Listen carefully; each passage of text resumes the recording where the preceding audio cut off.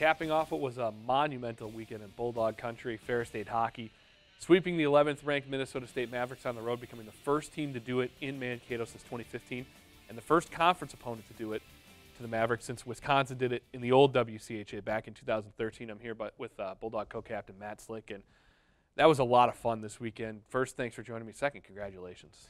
Yeah, it was a crazy weekend, but you know, our group believed a lot going into it that it was something we could do. We just took it one game at a time and got that good feeling on Friday, and we just wanted to keep it going through Saturday. So it was a really good weekend and a good little launch pad for us for these next 2 weekends going into Christmas break. Let's turn it back and look here at the highlights. We'll start with Friday night, a game where you guys blocked 27 shots. You blocked 47 on the weekend, so it's not like you didn't block a lot the next night, but 27 block shots. I mean, if you're going to go on the road and beat Minnesota State, you're probably going to have to do something extraordinary. But nobody wants that extraordinary thing to be 27 block shots. How impressed were you with just the way the guys were committed to this? Yeah, I mean, that's a huge testament to how bad guys on our team want it and the character that we have in our dressing room. We knew that they were going to have their looks, but we tried to give our goalies the best chance at making that first save. And I think we did. Obviously, the stats speak for themselves, but a great job getting in the shot lanes. And we really did a good job cleaning up secondary opportunities from them as well. So our goalies just had to focus on that first shot, and they did a great job all weekend.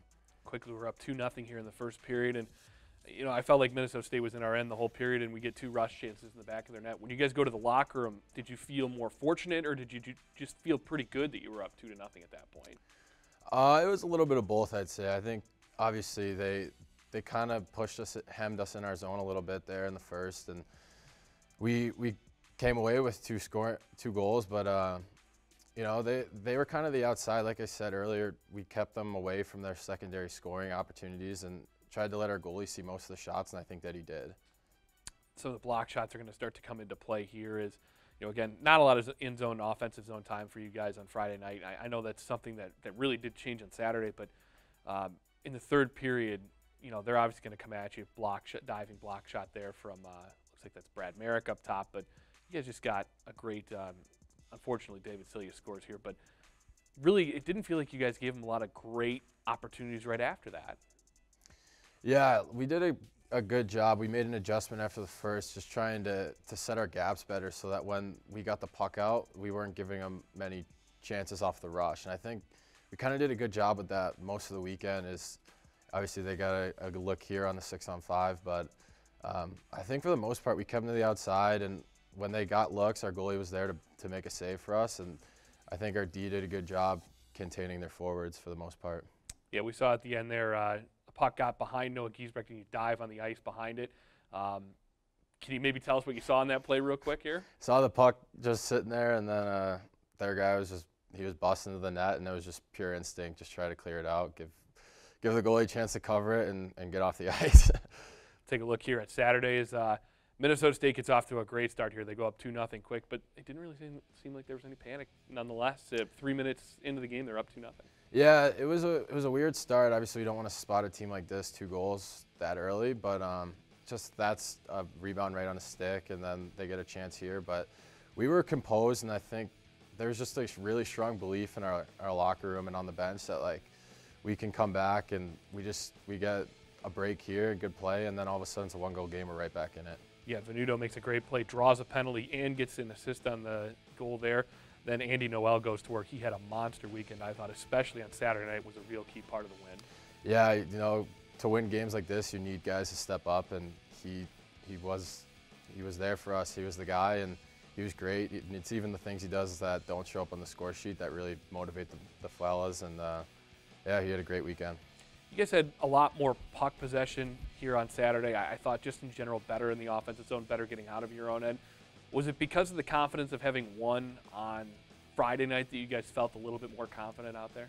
Yeah, I think we played kind of fearless on Saturday. We knew like we'd done it the night before, we could win. We established that, and the belief was just a lot stronger on the second night after doing it. And we were guys weren't panicking as much. There wasn't as much stress. It was a lot more of the way we want to play on Saturday. Lovenstein makes a nice stop here, and coming up, we're going to see the eventual go-ahead and game-winning and series-winning goal here, tipped by Stepan Pokorny. And Picorni obviously gets that goal, and you look up at the clock, and just under 5 minutes to go. That had to be a pretty good feeling at that point. It was definitely a good feeling.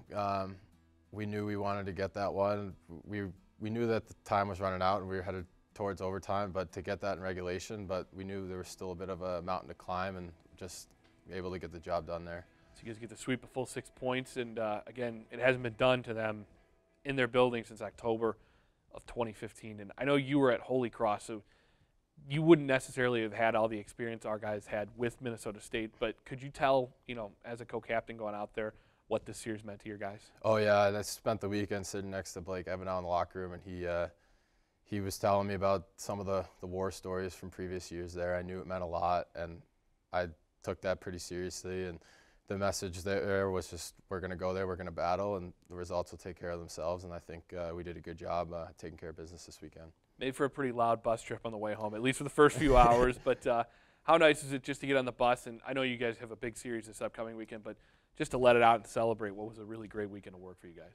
Yeah, it was a great feeling. Obviously, 10-hour bus trip. It's great to come back with 2 wins. It makes it a little shorter, and everyone's a little bit happier, obviously. So we're happy with the weekend, but we're not satisfied. We're pushing forward here for Northern, and we got our work cut out for us, but we're excited, and I think we got a little momentum going that we're looking to keep. So. Yeah, Northern Michigan, a team that actually has maybe given Ferris State more problems than Minnesota State has over the last several years. Is you turn your attention, it's a cruel thing. You get to celebrate one weekend, and then you turn around and you come home to play a really good Northern team. Maybe, I know you guys haven't done a lot of prep yet, having just got back, but what are some of the things you think they do typically pretty well? From what I understand, they're a team that scores a lot. So I think in our rank, we'll be able to hopefully contain their forwards or do what we can.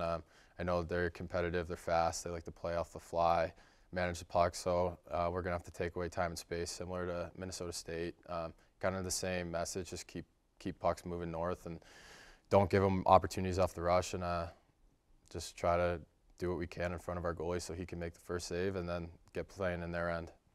And last quick one for me, your goalies this weekend, both of them phenomenal. 950 save percentage between the two of them. I mean, what does that mean to you guys? It's the amount of confidence we have in them is unbelievable. They earned it. They're our backbone as a defenseman.